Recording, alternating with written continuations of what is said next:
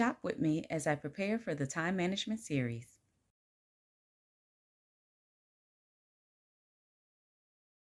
Hello everyone and welcome to the time management series. Before we take on any task, we want to have all of our supplies. You wouldn't start a recipe without the ingredients list and kitchen tools that you need because it's not practical to stop while in the middle of a dish to go to the store and get something. It could be done, but it slows the process and may affect the outcome of the meal. And likewise, we don't want to start the series and have to pause because we don't have what's needed. It's better to shop first to have everything, then proceed, and that is what we'll do. The good thing about having everything needed is that it increases your likelihood of finishing. The full list of supplies will be linked in the description in every video in the series. Once the series is over, we'll have a lot of items that we'll need to store. Once we finish the series, we'll have a lot of items that we'll need to store. Also, we'll have 2 items in particular that we'll need to display: our vision board and our blotter calendar. For those reasons, in this video, we're going to work on creating a command center. A command center is a centralized place in your home to keep all of the items that we will create throughout the series. That way, you know exactly where everything is. Step 1, determine where your command center will be. Oftentimes, command centers are in kitchens because it's a centralized location in the home. Everyone accesses it. Usually you have to pass by it to go out of an access point. So kitchens are generally a great place to put a command center. You can put it in the nook next to the refrigerator. You can put it between upper and lower cabinets. You can put it on the front of the refrigerator or wall space that you have in the kitchen. Also, another place to put a command center is in a mudroom, either at the front or back of your house or near the garage or any entry point where it's frequently accessed is a great place to put a command center.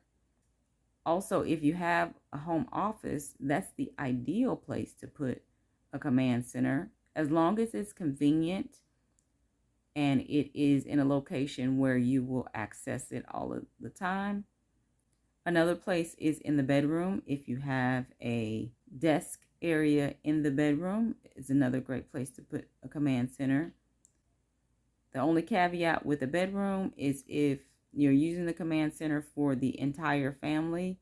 If, say, for example, the kids don't trek through the adult's bedroom to go out of the house and you keep certain items for when you're exiting your house in the command center, it may not be the best idea to put the command center in a personal bedroom. But that just depends on the household. If there are no kids or there's no one who needs to access the command center outside of the bedroom, then that could be good as well, because it is right there when you wake up in the morning, when you go to sleep at night.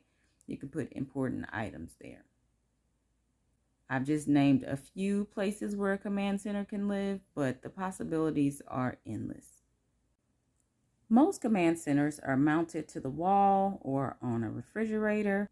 Today, we're going to look at a more mobile solution and create a command center using a pegboard. Supplies for the pegboard include the following: the pegboard itself, bumper feet, felt feet, and hooks. Going in the Home Depot to get the pegboard and the accessory. In the lumber section, here is the pegboard. I see it is $33 for the 4x8 size, and I'm gonna get it cut down to 2x4 sizes. So we're gonna get that cut down here at the Home Depot. In the cutting center here, this is the machine they use to cut down the plywood and the pegboard today. This is amazing. It cuts up and down and sideways.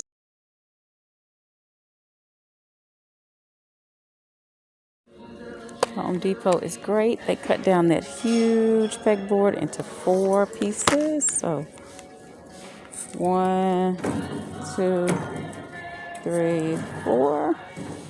So each of these pieces are 2 by 4. The original was the 4 by 8. So they cut it down for me. Thank you so much, Home Depot.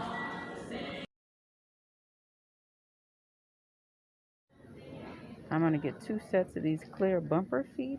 You see they have a little bit of depth on them so that it can push the pegboard out from the wall so it won't make scratches in the wall. So I'm going to put that at the top. Also, I'm going to get some of these here, the felt pads, and put them on the tips of those little bumper feet so that it will not scratch the wall. So being doubly sure that we won't get any scratches on the wall, get the felt pads and the bumper feet, clear bumpers. So I'm going to get 2 sets of those. Also, I'm going to get the locking peg hook assortment. It has different types of hooks in there, and then they have a lock on them as well. They have different kinds. Those are a little bit sturdier for garage builds and things of that nature. But I think this one will suit my needs. I'm just hanging like calendars and stuff like that, so I don't need the super sturdy ones. Pegboard and accessories. About to check out at the Home Depot. Pulling my supplies out of here. Alrighty, so I'm home now and tore open 1 pack of bumpers already. I'm going to put on the second set. So what you do, you take the bumpers out, put the screw in the front side of the pegboard, and put the bumpers on the back. So you put the screw in the front, then you screw in the bumper from the back. Also, this says to adhere the little felt feet. They have these instructions. It says to sand, clean, peel, and stick.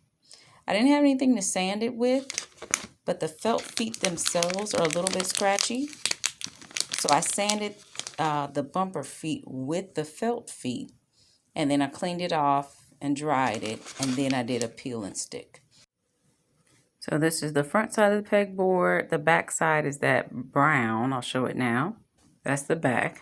And I'm going to turn it back around. And I turned it back around. I'm going to put in the screws first. You put the screw in from the front side, and then you screw in the bumper foot. And I'm trying to do it with one hand. Hold on while I put the camera at a different angle.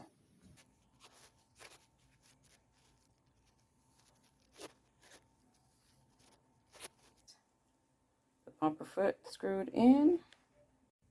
Alrighty, so this is one of the felt feet attached to the bumper. I do notice with the felt feet, the glue is not tacky enough to keep it held securely to the bumper. So when you put it against the wall, it slides. I'll show you the one on the other side. It either slides down or it comes off. So I would suggest adhering these with hot glue. Lastly, we're going to arrange the items in our command center. So you see here, I have the vision board on one pegboard, and it's just leaning against the wall, and the blotter calendar on another. And both of the pegboards that these items are on are just leaning against the wall, so I don't have to worry about putting holes in the wall. If you're an apartment dweller, you don't have to worry about paying the landlord extra if you put holes in the walls or patching up before you leave. These just lean to the wall. These are great to put behind a desk as well. You see the pegboard itself is white, and the wall has kind of a pinkish hue to it. It would be good to also paint the pegboard the same color or alternative contrasting color as the wall. The possibilities are endless, but this is a way to hang things without putting holes in the wall, and it's mobile. You can move it.